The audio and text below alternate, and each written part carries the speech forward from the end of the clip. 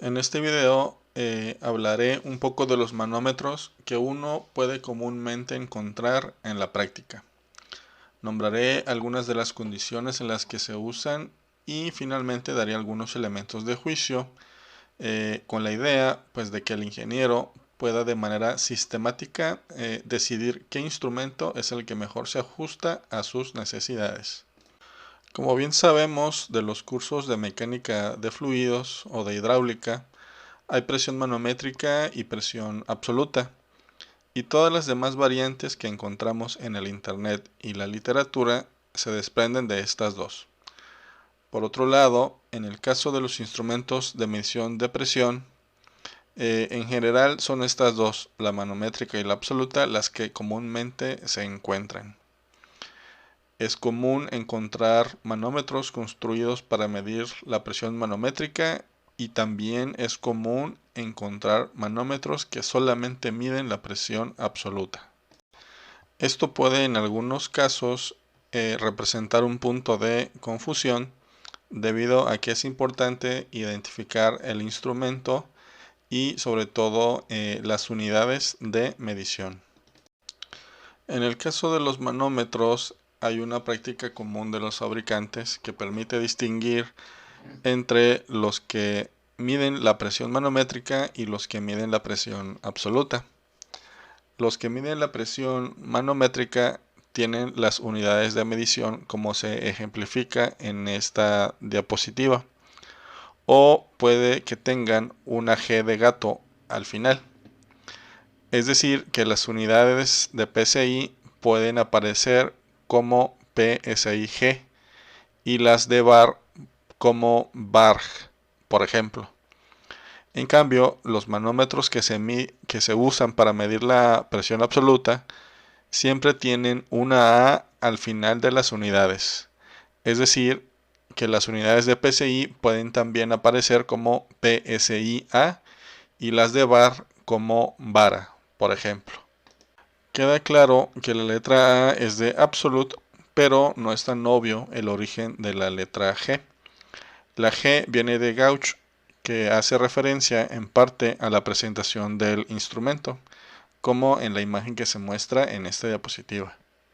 Los manómetros de tubo en U son un tema recurrente de los libros de texto y parece que es poco probable que alguien se los encuentre en la práctica.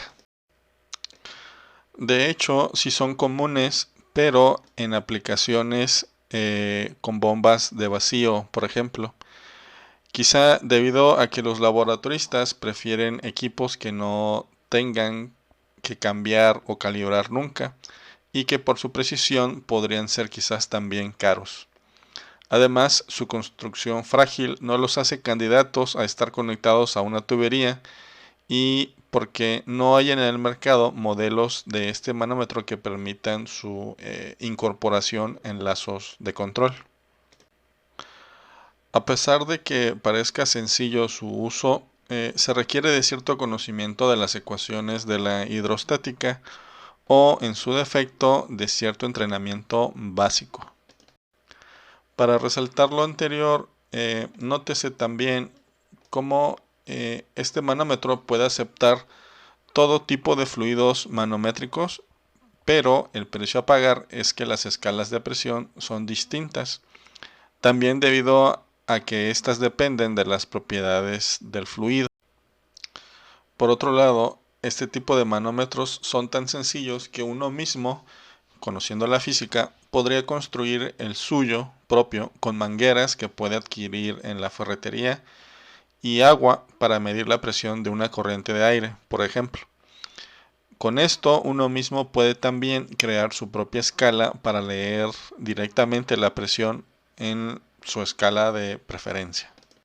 Como último dato, este tipo de manómetros no se encuentran en las ferreterías y en general los venden las casas comerciales medianamente especializadas. Los manómetros de carátula o gauge manometers, por la carcasa redonda que tienen, parece ser los más comunes, debido a su practicidad y a su reducido costo principalmente. Es también fácil encontrarlos en las casas ferreteras, con el único inconveniente de que probablemente no tengan en el rango de medición que se desea o en las unidades que uno puede leer o que usa. Este tipo de manómetros pueden encontrarse también en diversas configuraciones. Los hay para medir la presión de manera puntual en un solo lugar y también los hay para medir la presión diferencial, es decir, entre dos puntos. Su uso no requiere ningún entrenamiento, puesto que solo debe ser uno capaz de leer el número señalado por la aguja y agregar las unidades de presión. Los hay también para ser instalados directamente en una tubería, para estar instalados en un reactor o en un tanque, o para instalarse en un panel de control, precisamente como se muestra en la esquina inferior derecha. Algunos modelos de este tipo de manómetros se construyen de manera robusta, de tal suerte que puedan ser instalados a la intemperie y soportar el sol, la lluvia y el polvo también. Algunos otros modelos vienen con un líquido viscoso en el interior, usualmente un aceite, que les permite ser instalados en lugares en donde hay mucha vibración, por ejemplo, aumentando su durabilidad y manteniendo su precisión durante un periodo de tiempo bastante largo. Su principal desventaja es que son mecánicos y poco precisos. Las piezas móviles de su interior hacen que puedan descalibrarse sin que el operario se dé cuenta. En general se usan como testigos que permiten saber que en alguna tubería o recipiente la presión está cambiando, o como elemento de redundancia junto con algún manómetro digital que finalmente sí esté ligado a un lazo de control. Los manómetros digitales son el siguiente avance tecnológico de los manómetros anteriores, que eran o que son puramente analógicos. Estos manómetros digitales no pueden encontrarse en cualquier ferretería y su precio puede ser más elevado, dependiendo de la marca y de las funciones que se incluyan con este mismo dispositivo. En mi opinión, su principal ventaja es su versatilidad, que les permite tener un rango de precios bastante amplio. Los hay para servir como testigos también, así como los analógicos, como se muestra en los modelos de la esquina superior izquierda, pero también los hay para estar conectados a un lazo de control. Por otro lado, también son muy precisos y su lectura es bastante simple. Al igual que sus ancestros analógicos, estos pueden encontrarse en construcciones muy robustas que les permiten instalarse en ambientes adversos. Pueden funcionar a baterías o con corriente directa cuando están conectados a un lazo de control, por supuesto. Dependiendo de las necesidades, algunos modelos pueden registrar datos de las presiones medidas en tiempo real. También pueden transmitir esa información a otros dispositivos por medios de cables o de manera inalámbrica a través de una red local. Y también creo que quizá en el ánimo de reemplazar a los modelos analógicos, su puerto de conexión es en general con rosca y de los mismos tamaños, como puede observarse en las imágenes de esta diapositiva. Este tipo de tecnologías tiene un uso restringido a lazos de control cerrado. Principalmente su costo es elevado y quizás sea esta la principal causa de esas restricciones. Los transductores de presión son únicamente el elemento sensor de la presión, que a su vez traduce, entre comillas, la lectura de presión en una señal eléctrica.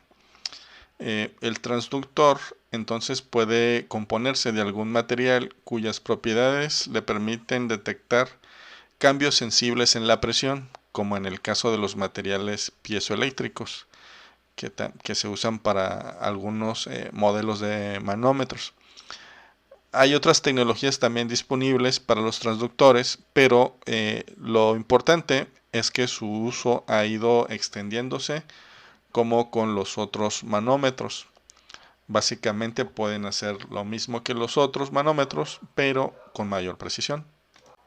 También, a diferencia de los otros ejemplos, el uso de los transductores de presión no es sencillo y requiere ciertos conocimientos técnicos de electricidad y programación, ya que estos dispositivos deben estar conectados a otros capaces de tomar las señales de presión y convertirlas en información que el operario pueda ver en una pantalla, por ejemplo, o usar esa información para controlar algún elemento final de control. El uso de estos dispositivos implica en general un trabajo de diseño de un sistema de control previo, principalmente debido a que todos los componentes deben estar armonizados y así evitar gastos innecesarios. Finalmente, dejo aquí una lista de preguntas que recomiendo a quien ve este video.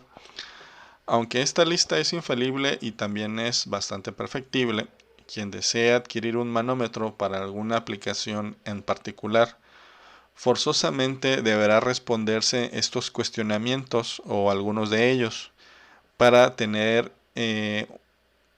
una cierta cantidad de información que le permita elegir el mejor instrumento. Con estos cuestionamientos, uno quizá también podría construir un diagrama de flujo que le ayude a discriminar entre todas las opciones de una manera más sistemática y confiable. De esta manera podría dar con el manómetro que mejor pueda dar respuesta a sus necesidades sin tener fallas.